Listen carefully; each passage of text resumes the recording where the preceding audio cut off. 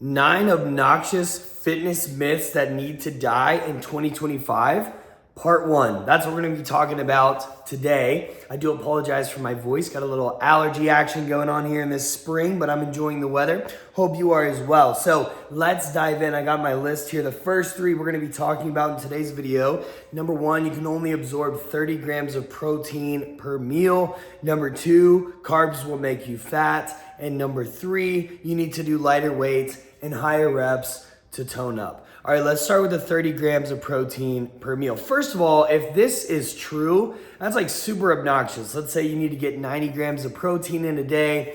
And let's say, for example, you eat 30 grams of protein for breakfast, 40 grams for lunch, and 20 for dinner. Well, you don't get the maximum benefit from dinner, and then you're missing out on, like, you overate by 10 grams for lunch, and so you basically wasted those. So you're gonna, even though you ate 90 grams of protein, you're coming in, under your protein goal. It's crazy. Thankfully, this is absolutely not true. And let's think logically about this for a second. Here's the thing. Humans have been in very dire, sorry guys, had a call. Humans have been in very dire circumstances. Famine, right? Which is something we don't really think about here in the West. We're fortunate that we have not had to think about that. Praise God for that. But, when you're faced with famine, if someone, they came into an opportunity where they could eat a lot of food, they're not going to sit there and ration out like, well, I can only have 6 grams of meat, 6 ounces of meat, because I gotta stay at about 30 grams of protein. And if I overeat that, no, they would eat as much as they possibly could. And the body is fearfully and wonderfully made. And so, your body's going to absorb all the nutrients, barring some kind of medical issue. Your body's going to absorb all the nutrients that it needs from the meal. And so if you eat a bigger meal, it's just going to take longer to digest. So no, you can eat, not advocating for this, but as an example, the person who needs to eat 90 grams of protein or 120, whatever, or more, if you eat all of your protein in one meal for the day, that's fine. You're still going to get great results and your body's going to absorb all of it. Now, from a practical standpoint, most people aren't going to feel good doing this or want to do that long term, but it's just to make my point, not advocating for it, just making my point that your body will absorb all the protein you eat, period. Now, the origin of this is likely from a study or studies that have shown that basically, when you consume protein, that spikes your muscle protein synthesis, and 30 grams of protein is like typically the max. So there is something anabolic, which means muscle building, just by eating protein in and of itself, which is pretty neat, which is why bodybuilders have recommended for years to eat, 3 to 4, sometimes even more meals per day, because they're spiking that muscle protein synthesis every time they eat. Now, if you're an everyday man or woman, and if you're trying to maximize your muscle gains, 100%, I want to get as big as I possibly can, then yeah, you should do that. If you're competing in bodybuilding, yes, go for it. This is not who I'm talking to. I'm talking to the everyday man or woman who wants to be lean, strong, and healthy so they can do the things they love with the people they love. You can get incredibly strong and muscular, very strong and muscular, even just eating 1 to 2 meals a day. Again, I'm not advocating for that. I'm just making the point that your body's going to absorb all the protein, and while there is some benefit to eating 30 grams at a meal multiple times per day, the difference in the real world results for an everyday person that's not competing in bodybuilding, it doesn't matter. Focus more on how you can get your protein intake throughout the day, and you're good. Next, carbs will make you fat. This is good news. Now, are some people seeing great results with low carb diets? Absolutely. But for everybody, I talk to that does great on a low carb diet, I find somebody that doesn't. They struggle with it. They don't feel well. So here's the thing. As long as you equate for calories and protein, it doesn't matter how you break up your fat and carb intake, okay? Now, it's important to know that fat is an essential nutrient. If you don't have some dietary fat, and I'm not gonna get into that in this post, there's a minimum level that everybody needs. It's different for everybody, but if you don't get enough dietary fat, you will die, all right? So you have to eat fat. You can't eat no fat, all right?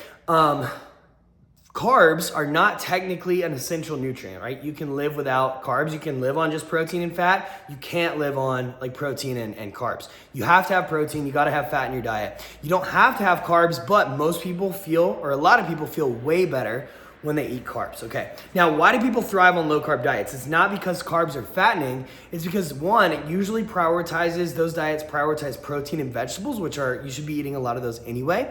High in protein, high in nutrients, low in calories relative to how much protein and nutrients you're getting. So it's very, very satisfying. All right, it's very good for you. I'm a big fan of carbs, but I still think definitely protein and probably some veggies should be the staple in your diet, whether you're doing low carb or high carb or moderate carb or whatever. So that's one benefit of low carb diets. The other is that for some people, eating lower carb gives them energy and keeps them full. For others, it doesn't. And so you have to figure out, again, what works best for you so that you can keep your calories and protein where they need to be. And the other thing too is a lot of people, when I'm talking about carbs, I'm talking about healthy single ingredient carbohydrates like rice, potatoes, fruit, stuff that God made. But a lot of people think about it as like ice cream and cookies, and it's like, okay, yeah, but first of all, most of those foods, actually the majority of the calories are coming from fat, not protein. But it's really the combination of the fat and the protein and the fat and the carb.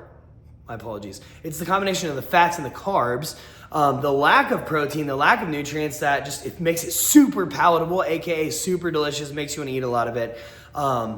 Rice and potatoes and fruit, can you overeat on those? Sure, but you could overeat steak as well. But it's a lot harder to overeat steak than ice cream, okay? So anyway, again, as long as you equate for calories and protein, you're good, all right? Just figure out the ratio of carbohydrates and fats and make you feel the best.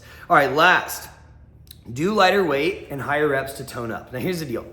All right, I'm fine with using the description tone up as a way to describe what our goals are. I get what you mean, but here's the thing. Technically, you can't tone up. All the muscle can do is build. You can get bigger or smaller, and all you can do is gain fat or lose fat. So if you want to tone up, you need to build muscle and lose fat. Now, we take care of fat loss primarily through our eating, through creating a calorie deficit. And yes, strength training and other activity is going to help us create that calorie deficit, but it's largely taken care of through diet. Okay, so we're not really focusing on losing fat in the gym, though we are burning some extra calories.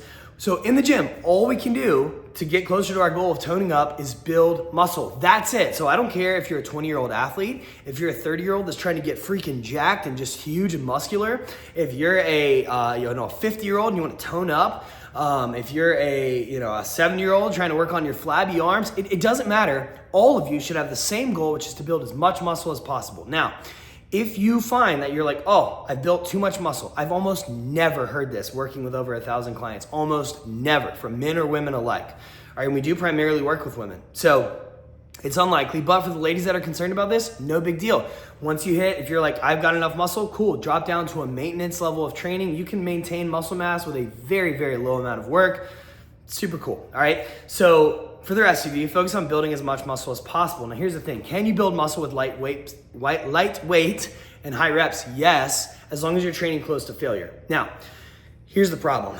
The people that are recommending lightweight and high reps for toning up are almost never training close to failure. Almost never. They're very much submaximal. They're reps and reps and reps and many reps away from failure. And while there's some benefit to training with lightweight, I'm struggling here today, lightweight and high reps, but you're short of failure, are there some benefits? Yes, but they pale in comparison to training close to failure. So how do we build muscle? Our goal is to build muscle if we want to tone up. How do we do that? Well, as long as you're somewhere between 5 and 30 reps, it's been shown that as long as you're in that rep range and you're training close to failure, you're going to get the same amount of muscle building results. So from a practical standpoint, doing 20 to 30 reps all the time, lighter weight and higher reps, is exhausting, okay? And you're probably going to quit. You're going to get tired. You're going to be burning and quit before you actually get close to failure. That's why spending most of your time in the bodybuilding, rep ranges that they've recommended for years, the 6 to 12 rep range, is so great. There's nothing special about that rep range. It's just that the loads are heavy enough that you can hit failure relatively quickly without having to do a gazillion reps, but also the loads are not so heavy that they're banging up your joints all the time from super heavy lifting, okay? So if you want to tone up, ignore the whole lightweight high reps. They can be part of your plan, but the ultimate goal is you need to be training with good form, full range of motion, and close to failure. Got a little helper out here. Anyway, that's what we got. Part 1 of the 9 fitness myths that need to die in 2025.